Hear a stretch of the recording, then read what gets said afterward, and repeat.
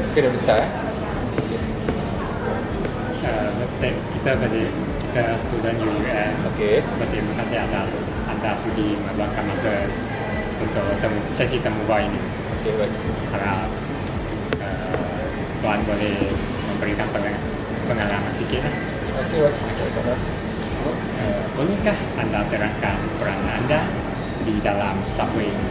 Okay, peranan saya kat Subway ni sebagai seorang restoran manager lah. Saya dah bertugas kat sini selama hampir 3 tahun dan saya punya tugas kat sini nak memastikan daily operation untuk restoran ni berjalan lancar dan segala SOP berkenaan cara kerja, food safety, food quality dan juga guest experience sendiri pada tahap maksimum lah. Selain itu saya juga kena pastikan segala kos akan dapat diminimizekan lah dan maksimalkan profit. Itu sebagai tugas general saya seorang restoran manager. Lepas ni berapa banyak yang anda tahu tentang organisasi Subway ini? Okey, berkenaan Subway ni kalau di Malaysia lah. Okey, macam kalau kita balik kepada sejarah asal Subway, asal daripada US tahun 1965 lah. Dan dia masuk ke Malaysia ni, the first branch punya Subway tahun 1999. And the first restoran buka dekat Ampang lah, Ampang Point Mall. Dan sampai sekarang kita dah ada dalam 200, lebih kurang 200 branch lah. Dan dia terbahagi dalam Malaysia, dan dia terbahagi kepada dua lah. Satu corporate dan satu lagi diuruskan oleh inilah franchisee. So untuk yang Kedah, Changlun ni first punya corporate punya restoran kat sini. Seterusnya, adakah pekerja diberikan pemeriksaan kesihatan secara berkala? Okay, untuk pemeriksaan kesihatan berkala tu sebenarnya dia macam tak ada sangat untuk pemeriksaan kesihatan berkala tu, tapi apa-apa pun semua tu dibawa under guideline yang ditetapkan oleh KKM sendirilah. Sama ada KKM akan datang buat pemeriksaan dan company akan sediakan guideline lah berkenaan kesihatan berkala lah waktu bila dia orang kena buat pemeriksaan tu, dan waktu bila kena update dia orang punya typhoid, waktu bila kena attend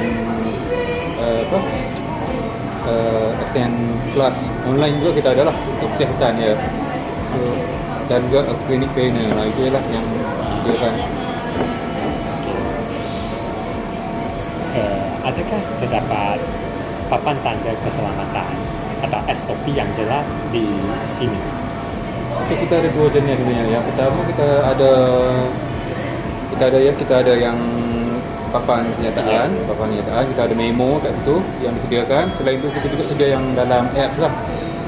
Untuk apps pun kita sediakan juga berkenaan kesihatan dan keselamatan dan SOP semua sebagai dalam tu. Boleh kita ambil gambar untuk bukti apps lah. Dalam modul ni dia akan ada berkenaan keselamatan, berkenaan kesihatan, berkenaan cara kerja dan sebagainya lah. So benda ni setiap staff wajib dibuat dan dia orang akan enroll elektronik punya sertifikat lah. Dan setiap 3 bulan sekali auditor akan datang melawat lah, tarikh yang random, dan dia orang akan check lah sama ada kita dah buat semua ni atau tak lah. Inilah app tu. Adakah pekerja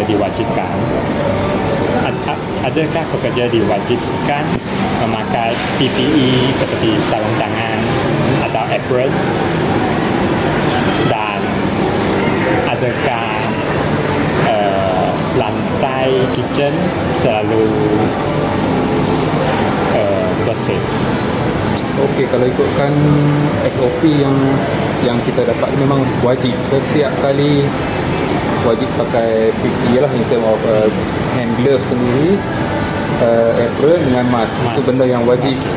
Dan untuk glove tu memang kita sangat ketat lah dia punya SOP, which mean satu customer satu kali basuh tangan, satu glove. Itu yang sebetulnya lah dia punya ni kan. So, kalau benda ni pun, dan benda ni dipantau lah sama ada tak dari KKM ataupun under NSF sendiri, sebab ini brand UF punya brand. So sama juga macam KFC, Pizza Hut, Domino's, semua tu kita di audited atau under NSF. So diorang akan pantau semua benda-benda macam tu lah. So,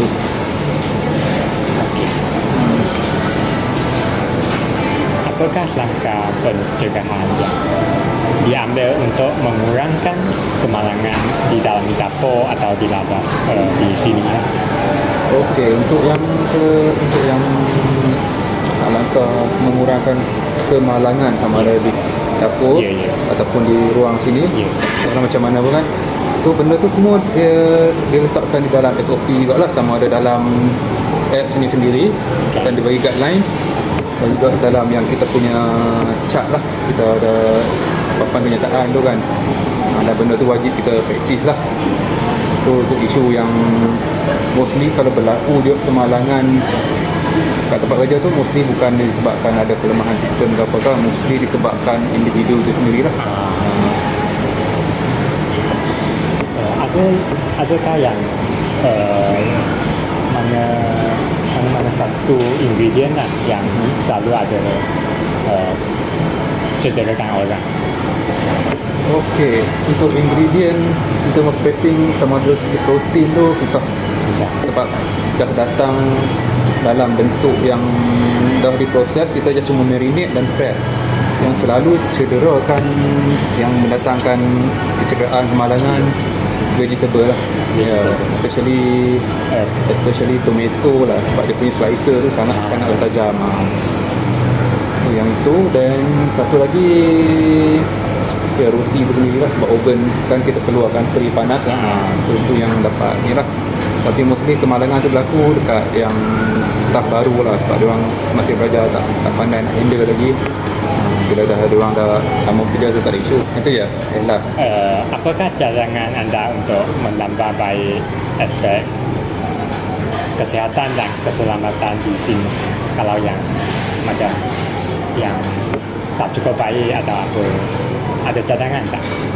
Okey, kalau untuk macam cadangan tu, dari segi keselamatan tu rasanya itu berbalik pada diri saya sendiri lah. Saya perlukan macam more supporting material lah untuk menjelaskan kepada staff bagaimana cara nak lakukan dengan betul. Sebab kadang-kadang apa nota yang apa memo ataupun segala guideline SOP yang dihantar oleh HQ kepada saya dalam bahasa Inggeris. So kadang ada staff yang lemah sangat dalam bahasa Inggeris. So diorang tak dapat nak fully understand lah dengan macam mana nak implement SOP kenaan keselamatan tempat kerja ni kan. So kadang-kadang tu boleh berlaku kemalangan lah. So daripada segi cadangan tu, just more supporting material lah. Maksudnya memudahkan pada nak transferring pada information from HQ pada staff yang bawahan. Diorang mudah faham. Itu saja. Macam tu saja. Terima kasih atas masa anda, masa tuan.